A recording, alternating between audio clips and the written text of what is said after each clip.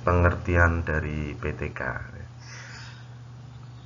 Pengertian PTK atau penelitian tindakan kelas ini sudah menjadi tren yang dilakukan oleh guru ya, sebagai upaya dalam memecahkan masalah dan peningkatan kualitas pembelajaran. Nah, PTK ini merupakan jenis penelitian yang dilakukan oleh guru ini untuk memecahkan permasalahan yang ada di kelasnya. Nah, di sini menurut Ari Kunto Suharsimi, beliau merupakan staf pengajar dari Universitas Negeri Yogyakarta, mengatakan bahwa PTK itu merupakan paparan gabungan definisi dari 3 kata, yaitu penelitian, tindakan, dan kelas. Ya. Nah, penelitian itu menurut Suharsimi itu kegiatan mencermati suatu objek menggunakan aturan metodologi tertentu, di mana untuk mendapatkan data atau informasi yang bermanfaat bagi peneliti atau orang-orang yang punya kepentingan dalam rangka peningkatan kualitas di berbagai bidang. Lalu untuk tindakan, menurut beliau itu ini suatu kegiatan yang sengaja dilakukan dengan tujuan tertentu yang dalam pelaksanaannya itu berbentuk rangkaian siklus kegiatan. Nah, sementara itu kelas ini merupakan sekelompok siswa yang dalam waktu dan tempat yang sama menerima pelajaran yang sama dari seorang guru yang sama. Jadi menurut beliau penelitian tindakan kelas menurut beliau itu menerjemahkan dari classroom action research atau suatu action research atau penelitian tindakan yang dilakukan di kelas. Lalu menurut Elliot, ini tahun 1982, PTK adalah penelitian tentang situasi sosial dengan maksud untuk meningkatkan kualitas tindakan di dalamnya. Ya. Jadi seluruh prosesnya itu mencakup menelaah, mendiagnosis, perencanaan, pelaksanaan, ada pemantauan dan pengaruh yang menciptakan hubungan antara evaluasi diri dengan perkembangan profesional. Lalu menurut pendapat lain, yaitu Kemis dan McTaggart 1988 mengatakan PTK adalah suatu bentuk refleksi diri kolektif yang dilakukan oleh peserta dalam situasi sosial untuk meningkatkan penalaran dan praktik sosial. Ya. Itu menurut Kemis dan McTaggart. Jadi banyak sekali ya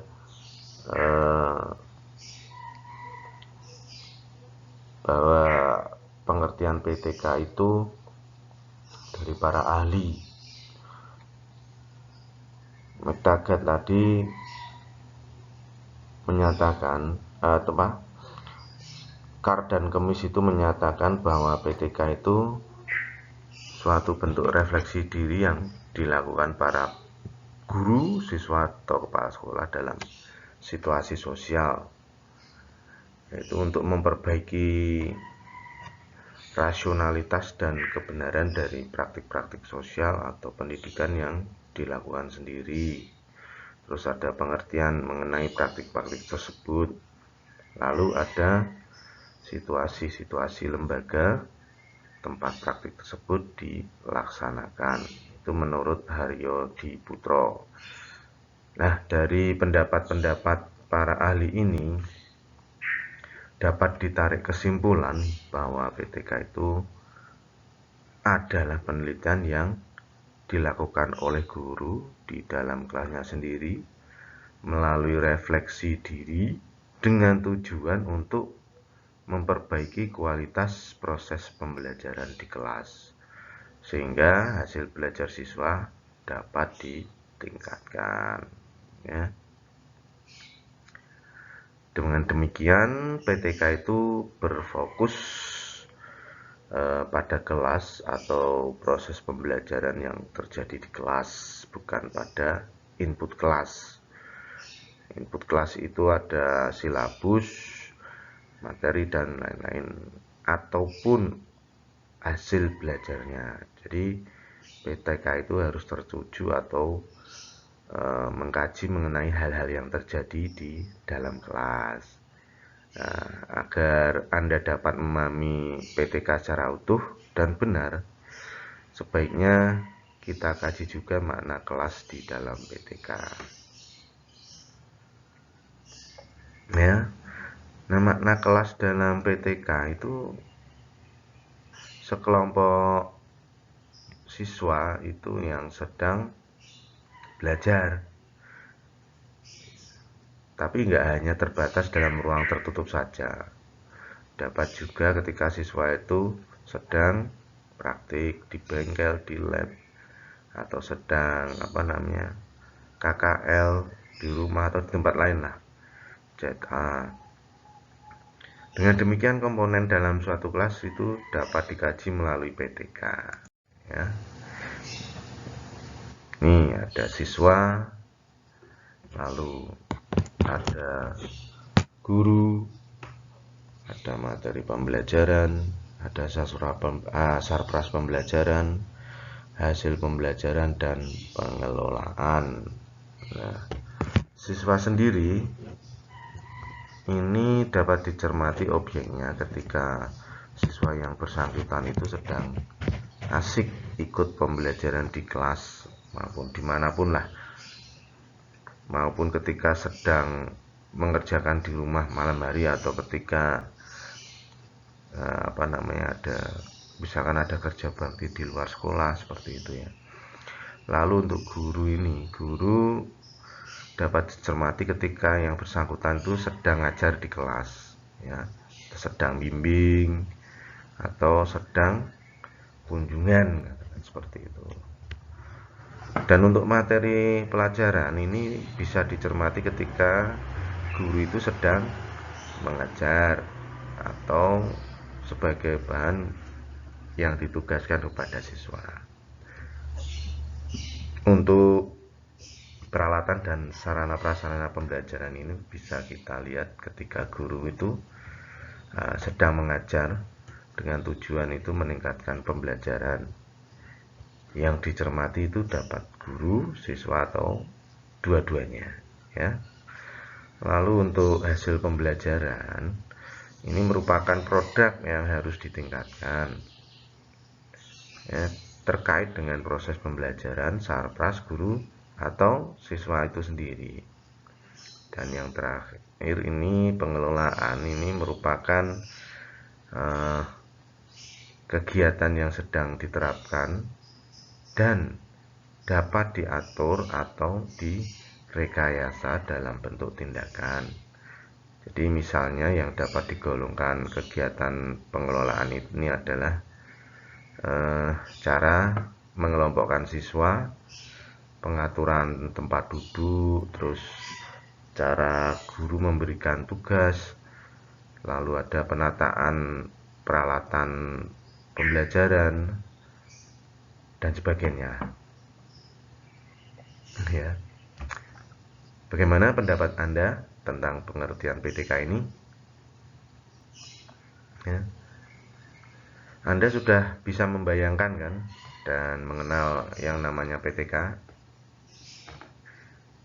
Oke, apakah Anda sudah bisa memahami siapa yang dapat melakukan PTK? Ya.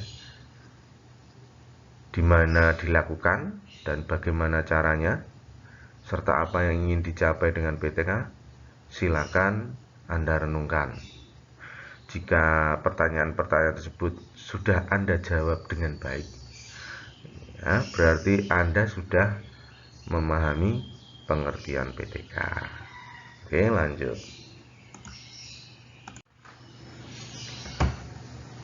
Ini merupakan ciri atau karakteristik dari PTK. Yang pertama ada masalah pada PTK itu muncul dari kesadaran para guru yang harus diperbaiki dengan prakarsa perbaikan dari guru itu sendiri, bukan dari orang lain.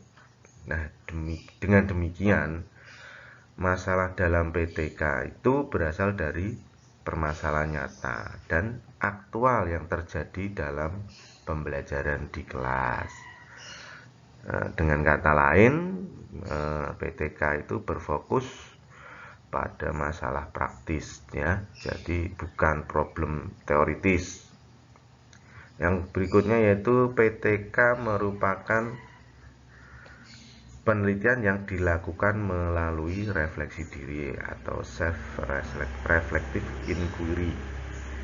Nah, untuk melakukan refleksi ini, guru itu sebaiknya bertanya pada diri sendiri.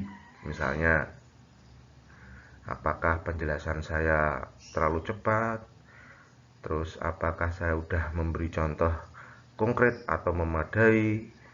Terus, apakah hasil latihan di kelas atau pekerjaan siswa itu sudah saya komentari? Dan apakah bahasa yang saya gunakan itu dapat mudah dipahami siswa? Nah, seperti itu. Lalu yang ketiga, PTK itu dilakukan di dalam kelas. Nah, fokus penelitian ini adalah kegiatan pembelajaran di kelas yang berupa perilaku guru dan siswa dalam berinteraksi. Yang keempat, PTK itu bertujuan untuk memperbaiki proses pembelajaran yang dilakukan secara bertahap dan terus-menerus selama PTK dilakukan.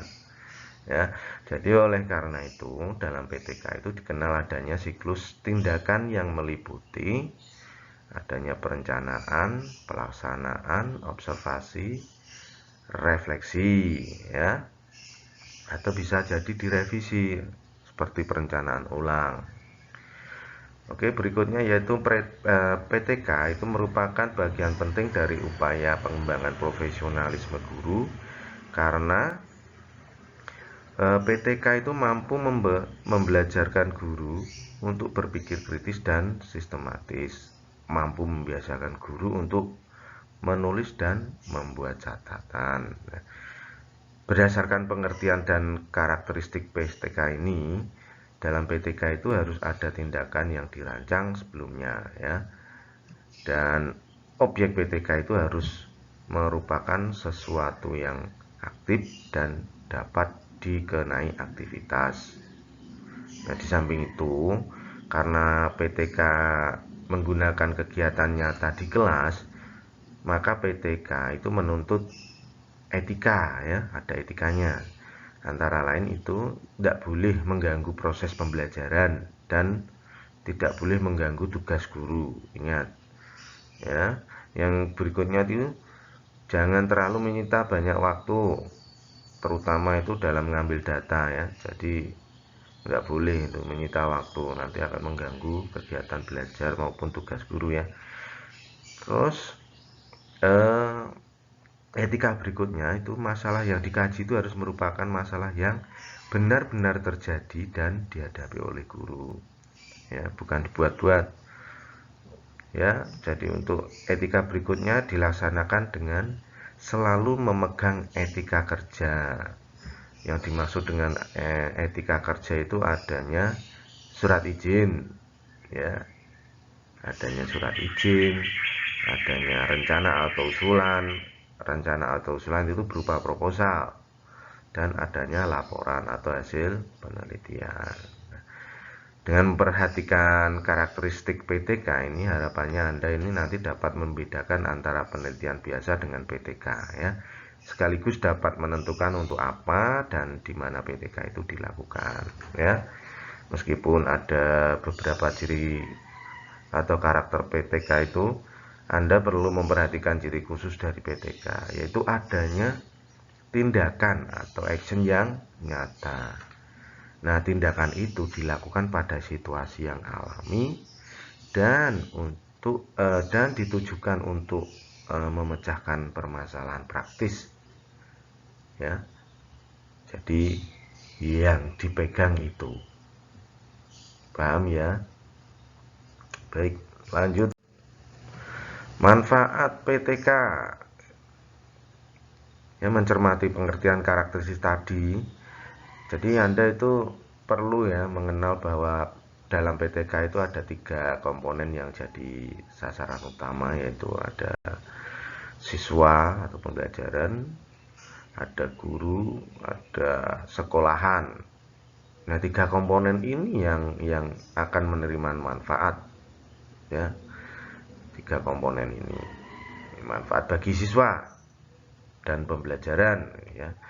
Tujuan PTK itu memperbaiki kualitas proses pembelajaran, ya, dengan sasaran akhir itu memperbaiki hasil belajar siswa, sehingga PTK itu mempunyai manfaat yang besar sekali untuk meningkatkan kualitas pembelajaran di kelas. Nah, dengan adanya pelaksanaan PTK ini, kesalahan-kesalahan maupun kesulitan-kesulitan dalam proses pembelajaran, dilihat dari strategi, teknik, dan konsepnya, ini akan cepat kita analisis dan kita diagnosis, sehingga kesalahan tersebut nggak akan berlarut-larut, ya. Jika kesalahan-kesalahan atau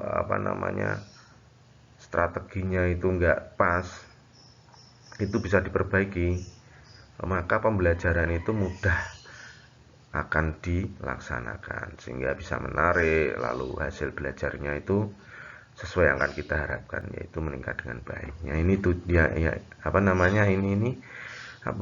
menunjukkan adanya hubungan imbal balik ya antara pembelajaran dan perbaikan hasil belajar siswa, ya. Jadi keduanya ini akan bisa terwujud jika guru ini memiliki kemampuan dan kemauan untuk melakukan PTK, ya. Baik, untuk berikutnya manfaat bagi guru. Nah, ini manfaat bagi guru ini antara lain guru bisa memiliki kemampuan memperbaiki proses pembelajaran itu melalui suatu kajian yang mendalam terhadap apa yang terjadi di kelasnya. Nah, keberhasilan dalam perbaikan ini akan menimbulkan rasa puas bagi diri sendiri, atau maksud saya rasa puas bagi guru tersebut. Nah, ya karena ya bisa melakukan sesuatu yang bermanfaat bagi siswanya melalui proses pembelajaran yang dikelolanya. Ya, manfaat bagi guru berikutnya itu PTK itu dapat meningkatkan kinerja seorang guru secara profesional, karena guru itu nantinya bisa mampu menilai lebih mendalam, merefleksi diri, dan memperbaiki pembelajaran yang ia kelola.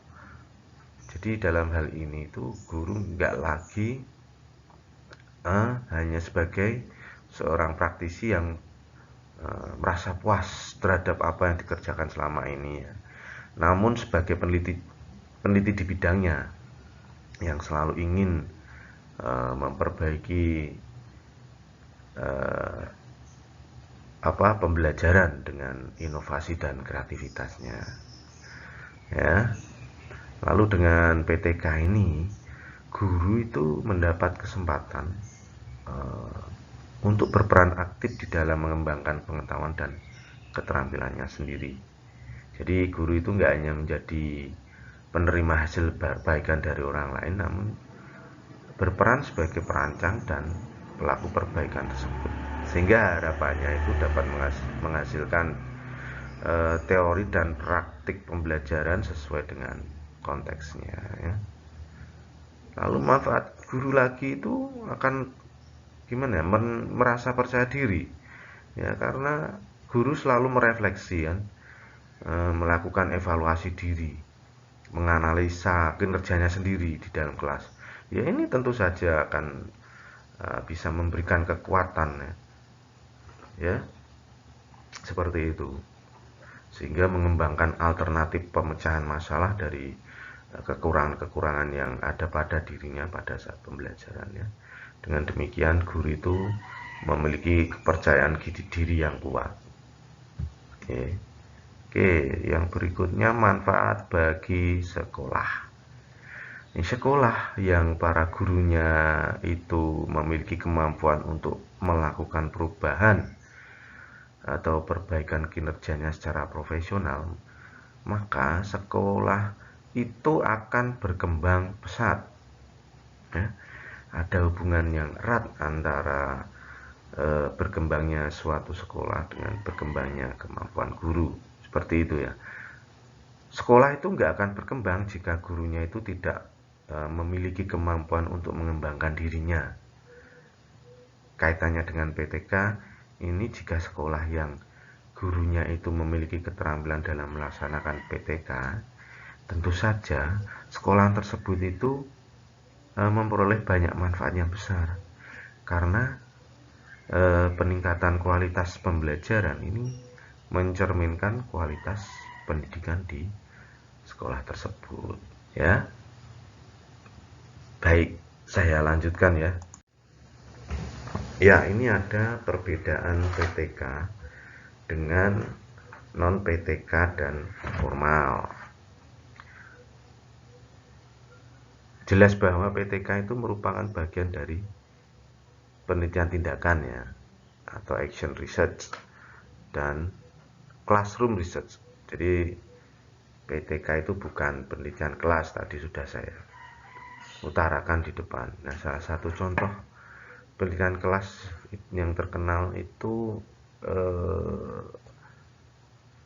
yang diteliti dengan cara Flanders, yang mengamati proporsi berbicara antara guru dan siswa ya. Jadi dalam penelitian ini kelas itu dijadikan sebagai objek penelitian ya. Dan maksud saya, dan penelitian itu ini dilakukan oleh orang luar, jadi bukan guru sendiri yang ambil data dengan cara mengamati guru itu ya. Oke. Nah, ini bisa kita lihat tabel, ada aspek, ada PTK, ada penelitian kelas non PTK. Dilihat dari aspek PTK itu tertuju pada guru ya, tadi sudah saya jelaskan. Yang meneliti ya guru, bukan orang lain ya. Kalau penelitian kelas non PTK orang lain. Dilihat dari aspek rencana penelitian ini oleh guru. Kalau penelitian kelas non PTK ya orang luar. Nah, dilihat dari aspek munculnya masalah, dirasakan oleh guru juga ya. Bisa muncul karena ada dorongan orang luar. Kalau penelitian non PTK itu ya dirasakan orang lain. Ciri utama dari PTK itu ada tindakan untuk perbaikan yang berulang. Non PTK belum tentu.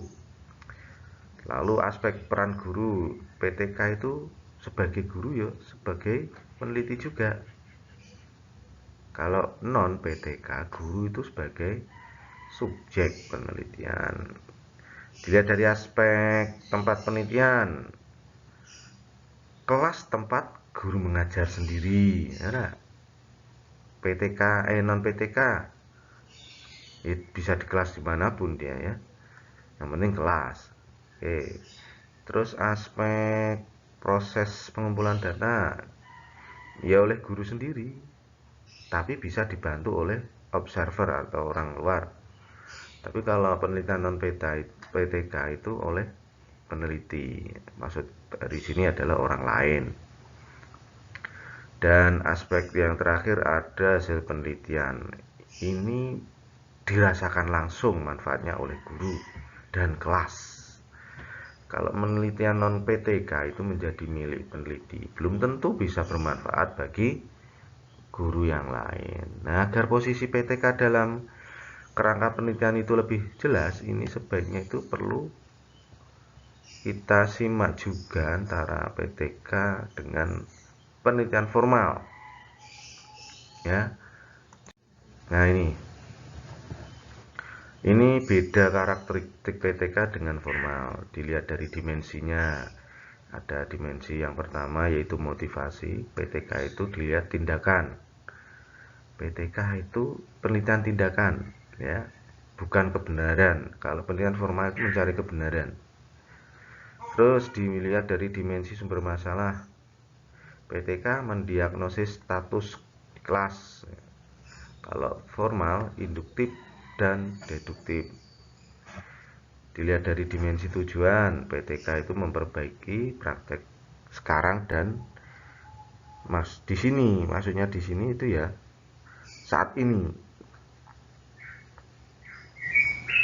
Dan untuk penelitian formal ini verifikasi dan menemukan pengetahuan yang bisa digeneralisasikan. Lalu dimensi yang lain yaitu peneliti yang terlibat ada di PTK itu pelaku dari dalam kelas yaitu guru, ya tadi guru. Nah, penelitian formal orang luar dan sebagainya, nanti bisa Anda baca ya. Oke, lanjut. Nah, ini ada langkah-langkah PTK. Ini Anda sudah melajari bahwa PTK itu dilaksanakan melalui tahapan-tahapan yang dikenal dengan istilah siklus. Siklus itu apa? Daur. Nah, siklus dalam PTK itu meliputi 4 tahap. Ya, ada perencanaan, ada pelaksanaan, ada pengamatan dan refleksi. Nah, jadi keempat tahap ini merupakan satu siklus sehingga setiap tahap ini akan berulang kembali. Hasil refleksi dari siklus sebelumnya yang telah dilakukan ini akan digunakan untuk merevisi rencana atau menyusun perencanaan berikutnya. Jika ternyata tindakan yang dilakukan itu belum berhasil memperbaiki proses pembelajaran atau belum berhasil memecahkan masalah yang menjadi kegalauan guru. Namun tahapan tersebut itu selalu didahului oleh tahapan pra PTK yaitu identifikasi masalah, analisis masalah, perumusan masalah dan perumusan hipotesis tindakan. Nah, ini ada identifikasi masalah. Salah satu ciri PTK munculnya masalah yang dirasakan guru sebagai sesuatu yang masih sulit dipecahkan, namun guru itu ya menyadari bahwa ada sesuatu yang perlu diperbaiki guru untuk memecahkan masalah tersebut. Nah, jadi gini, agar Anda itu bisa merasakan adanya masalah sehingga mampu mengungkap masalah tersebut, maka sebagai guru Anda itu dituntut untuk jujur ya, jujur pada diri sendiri, menyadari bahwa pembelajaran yang dikelola itu merupakan bagian penting dari dunia Anda ya. Jadi dengan adanya kejujuran dan kesadaran guru tersebut, maka untuk dapat melakukan identifikasi masalah, guru itu perlu mengajukan pertanyaan-pertanyaan pada diri sendiri ya. Jadi kita harus jujur ya kalau kita mau memulai PTK, kita mulai dengan mengidentifikasi masalah di kelas kita sendiri ya, dengan cara kita bertanya pada diri sendiri, apa sih yang sedang terjadi di kelas saya mengajar. Nah, pertamanya itu apa yang terjadi, kira-kira apa ya. Yang berikutnya, apakah kejadian itu jadi masalah yang perlu dipecahkan? Kalau kejadian nggak perlu dipecahkan, ngapain dicari-cari masalahnya ya. Lalu yang pertanyaan berikutnya, apa pengaruh masalah tersebut terhadap kelas yang saya dan kinerja saya? Apa pengaruh masalah tersebut terhadap kelas saya dan kinerja saya? Maksudnya seperti itu. Pengaruhnya apa sih masalah kui terhadap kelasku, kinerjaku, seperti itu ya. Lalu kita bisa bertanya pada diri sendiri, apa yang akan terjadi jika masalah tersebut saya biarkan saja. Lalu ada pertanyaan lagi, apa yang bisa saya lakukan terhadap masalah tersebut dan bagaimana saya melakukannya. Nah, itu pertanyaan-pertanyaan itu bisa Anda jawab jika Anda merenung atau melakukan refleksi diri terhadap apa yang terjadi dalam kelas Anda. Refleksi itu akan efektif jadinya untuk menemukan masalah. Jadi jika Anda itu memiliki kesadaran yang tinggi akan fungsi pembelajaran serta jujur terhadap diri sendiri, itu Anda akan menemukan, ya. Jika pertanyaan tadi itu dapat dijawab, maka Anda sudah melakukan proses identifikasi masalah. Jadi oleh karena itu, identifikasi masalah ini dilakukan dengan mencari masalah-masalah yang muncul di kelas, ya. Jika sudah ditemukan, maka sebaiknya Anda tulis semua. Misalkan Anda menemukan masalah rata-rata hasil tes siswa pada tahun sebelumnya selalu rendah, di bawah KKM, katakan di bawah 50. Terus Anda menemukan masalah lagi, kemampuan berpikir rasional siswa sangat lemah. Terus ada lagi contoh kehadiran siswa rendah, misalnya setiap kali pertemuan lebih dari 3 orang bolos tanpa izin, seperti itu ya, dan banyak. Terus ada analisis masalah dan perumusan masalah. Nah, setelah masalah di kelas itu berhasil kita identifikasi, selanjutnya ini akan melakukan analisis dan introspeksi diri melalui pertanyaan-pertanyaannya. Jadi mengapa hasil belajar dan peran siswa dalam pembelajaran selalu rendah? Tadi kan,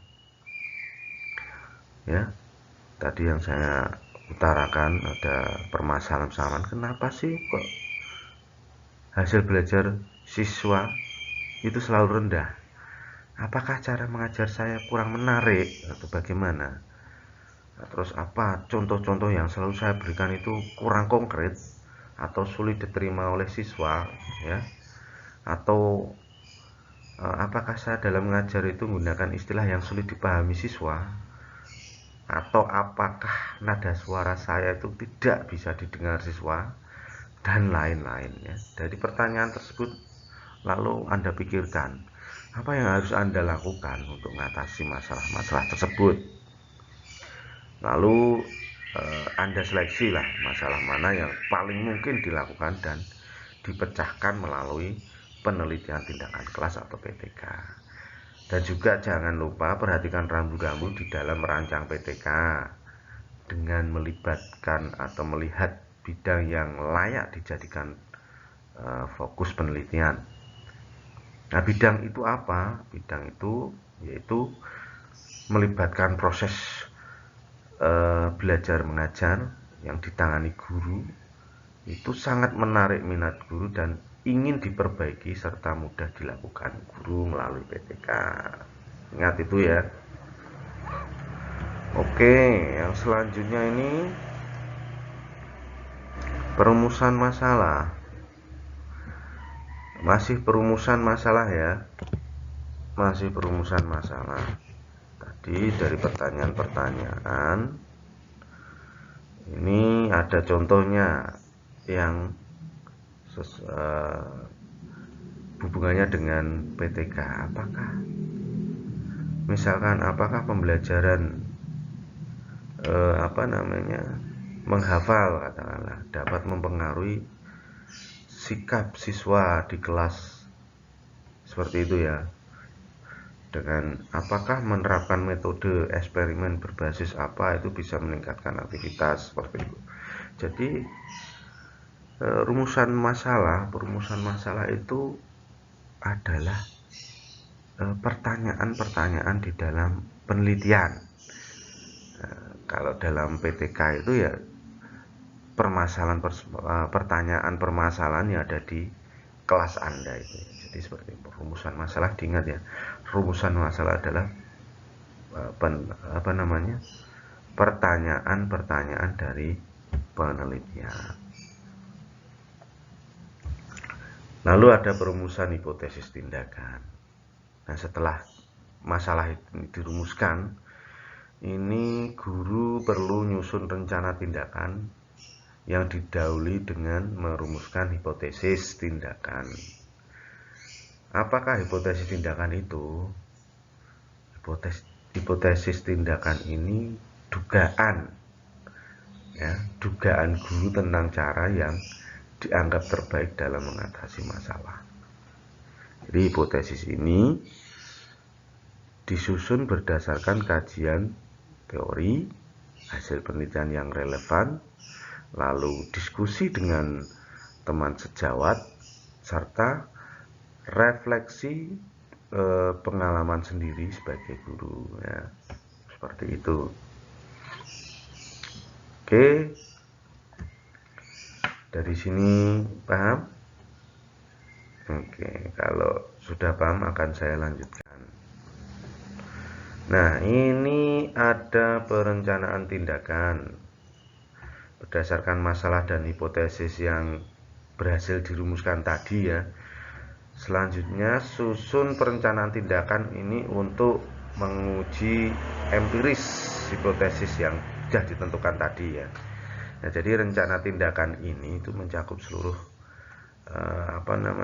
seluruh langkah tindakan secara rinci. Jadi caranya yaitu menuliskan atau tuliskanlah rencana tindakan yang perlu untuk melaksanakan PTK, ya, mulai dari materi atau bahan ajar, silabus, dan RPP yang mencakup teknik mengajar hingga pada instrumen pengamatan atau observasi dan evaluasi.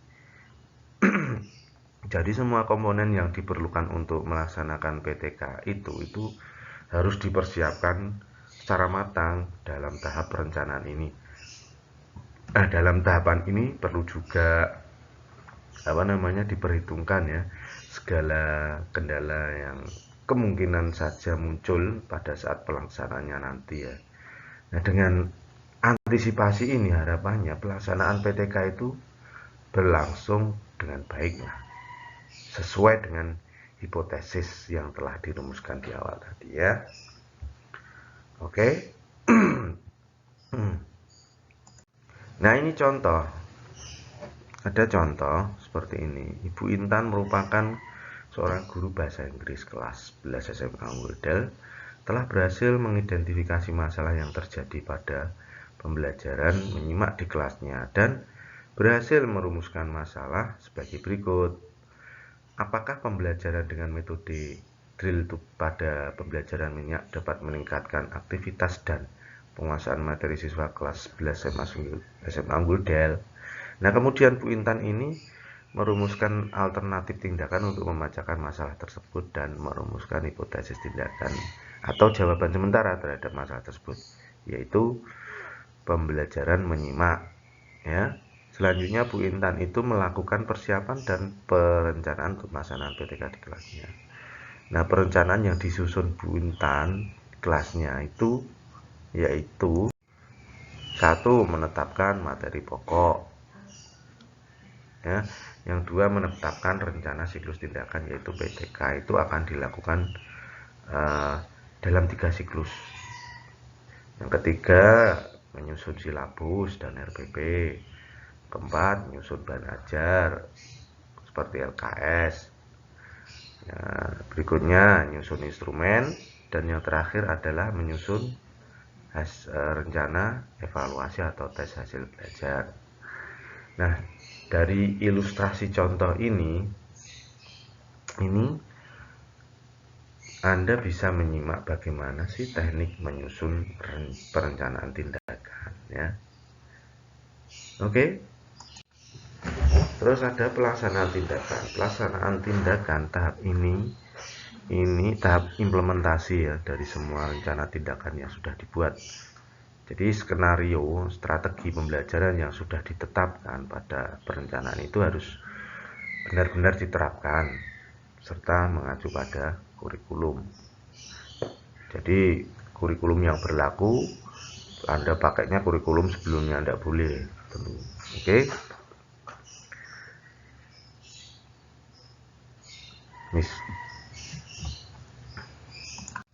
Nah, ini contoh dari pelaksanaan tindakan. Misalkan seperti ini. Bu Intan, guru SMA unggul, telah merancang skenario pembelajaran dalam rangka perbaikan kualitas proses pembelajarannya. Secara ringkas, Ibu Intan ini merancang penerapan metode diskusi kelompok dalam pembelajaran bahasa Inggris untuk semester 1 kelas 11 selama 3 siklus. Ya. Jadi format tugas dari Bu Intan dalam pembelajarannya yang pertama ini bagi kelompok kecil sesuai jumlah materi pokok masing-masing kelompok dari 5 orang. Yang kedua itu bagi topik bahasan pada kelompok dengan cara diacak. Lalu kegiatan kelompoknya apa aja, yaitu mencari kata kunci dari teks melalui diskusi anggota kelompok. Ya. Yang kedua menuliskan hasil diskusi pada lembar kerja yang sudah disediakan. Terus kegiatan berikutnya, waduh ini tulisannya numpuk ini. Ini presentasi dan diskusi. Presentasi dan diskusi pleno, masing-masing kelompok itu menyajikan hasil kerjanya atau diskusinya dalam pleno kelas. Jadi Bu Intan itu bertindak sebagai moderator, siswa itu melakukan diskusi, lalu ngambil kesimpulan sebagai hasil pembelajaran. Terus ini jenis data yang dikumpulkan itu resume isi teks, lembar kerja kelompok, lalu aktivitas siswa dalam diskusi, terus peran guru dalam pembelajaran yang dinilai oleh observer atau teman sejawat, dan catatan lapangan selama proses pembelajaran berlangsung. Nah, dari ilustrasi contoh ini harapannya Anda nanti dapat mengambil kesimpulan sendiri bagaimana rencana tindakan dilaksanakan pada tahap pelaksanaan tindakan. Oke, paham ya? Lanjut. Ini merupakan tahap observasi atau pengamatan. Tahap observasi ini sebenarnya berjalan bersamaan dengan tahap pelaksanaan tindakan. Nah, dengan demikian tahap pelaksanaan dan observasi itu berlangsung dalam waktu yang sama. Pada tahap ini, guru sebagai peneliti itu melakukan pengamatan dan mencatat semua hal-hal yang diperlukan dan terjadi selama pelaksanaan tindakan berlangsung. Nah, pengumpulan data ini dilakukan menggunakan instrumen. Tahu instrumen? Ya, instrumen itu seperti